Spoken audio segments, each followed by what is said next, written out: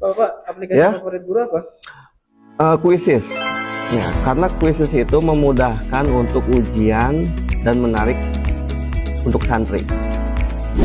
Favorit saya VN karena kebetulan anak-anak sedang membuat proyek film, juga video iklan, jadi kita akan tunggu hasil karya anak-anak. Ya, menurut saya aplikasi yang paling favorit digunakan ketika pembelajaran adalah Canva. Kenapa Canva? Karena Canva itu memudahkan saya untuk membuat media pembelajaran, selain itu juga untuk penugasan, untuk kuis juga bisa, dan banyak kemudahan-kemudahan yang lainnya yang bisa digunakan melalui Canva. Jadi Canva itu sangat rekomendasi untuk guru-guru dalam proses pembelajaran. Aplikasi favorit saya yaitu Google Form. Kenapa sih harus Google Form? Karena aplikasi Google Form memudahkan saya untuk mengumpulkan data-data siswa.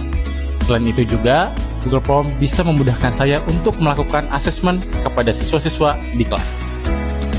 Favorit saya biasanya pakai Kahoot tuh di kelas, karena Kahoot itu adalah untuk kuis interaktif. Nah, anak-anak tuh kalau pakai itu happy banget tuh di kelas. Juga ada klasmennya yang bisa tampil di layar secara live gitu. Keren lah pokoknya.